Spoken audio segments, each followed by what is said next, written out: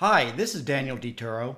Are you considering installing garage cabinets and don't want to get screwed?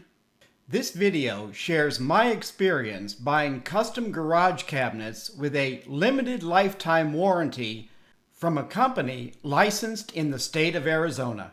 There's an old saying that you get what you pay for. Higher cost usually means higher quality. And hiring a licensed contractor builds confidence. There's an older saying, let the buyer beware. These days, paying more does not always guarantee higher quality. Like kitchen cabinets, garage cabinets increase storage space and help reduce clutter. Under normal consumer use, both should last a lifetime. Of course, the key word is should. Like most low-cost kitchen cabinets, garage cabinets are made using low or medium-density fiberboard. Low-density fiberboard, also known as particle board, is lighter and weaker than medium-density fiberboard. While fiberboard costs less and is more uniform than wood or plywood, it is also heavier and susceptible to water damage. Like wood, fiberboard is made to standard thicknesses. In the U.S., typically 1/2, 5/8, and 3/4 inch. Thicker fiberboard increases weight and stiffness. I went with Great Garage, a company using 3/4 inch thick fiberboard, and proud of their superior quality, shelf load capacity, and lifetime warranty. Lifetime warranties sound impressive until you read all of the fine print loopholes benefiting the seller. For my warranty, labor was covered during the first year only. It applies to the original owner for as long as he/she owns the home. If you have no proof of purchase, you have no warranty. Exposure to extreme heat voids the warranty. This is in Phoenix, where summer temperatures can reach 120 degrees. Water damage also voids the warranty. The warranty does not cover caulking, warped doors, and doors rubbing together. And the 150-pound shelf rating does not apply to upper cabinets. Violate any of these conditions, and you void your lifetime warranty. In addition, the warranty does not cover upper cabinets that separate from the wall due to excess weight. The company is not liable for any consequential damages like injury or property damage. If the company goes out of business, their lifetime warranty is null and void. Great Garage went out of business in early 2009, less than 3 years after my cabinets were installed. That left thousands of customers with worthless lifetime warranties. Their contractor's license was revoked in July 2010 after the company failed to renew it. In early 2019, I saw this ad for identical garage cabinets. The company was Triton, not Great Garage, but the owners were the same. Although Triton has only been in business since September 2011, their ad says family-owned since 1984. Claiming to be in business for decades is common practice in the U.S., even after multiple ownership or name changes.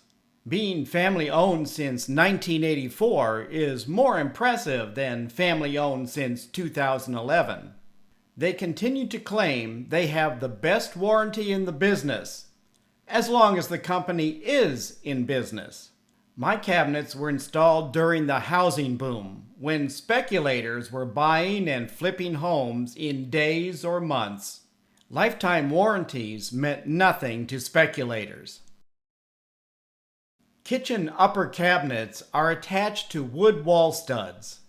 I mistakenly assumed the upper garage cabinets would be attached to studs.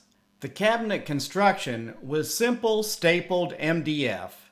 I discovered 13 years later that the upper cabinets were not attached to wall studs, but stapled to drywall.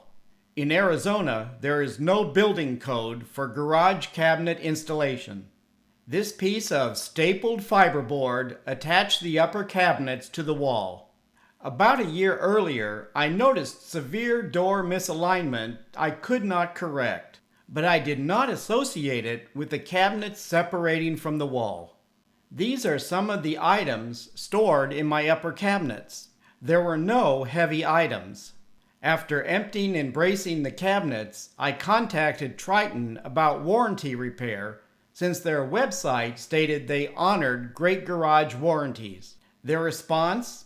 They will quote the cost to repair since the cabinets were installed by another company. The quoted cost to repair came to $390, about 80% of the original $480 cost to build and install. While their other company used staples, they now use a steel rail and screws. $390 seem high to repair low-cost MDF garage cabinets. I had 3-inch drywall screws left over from another project that I used to attach the loose fiberboard to wall studs. I then added 4 steel right-angle brackets to reattach the cabinets to the wall. I used a pine board to replace this piece of fiberboard that broke in 2 places. The replacement part had to be installed 3 inches below the original due to metal plates protecting water pipes. To more evenly distribute the load, I applied structural adhesive to the back before screwing it to the wall. My $20 repair required about 2 hours of labor, including buying the brackets and pine board. The repair not only reattached the upper cabinets to the wall, it corrected most of the door misalignment.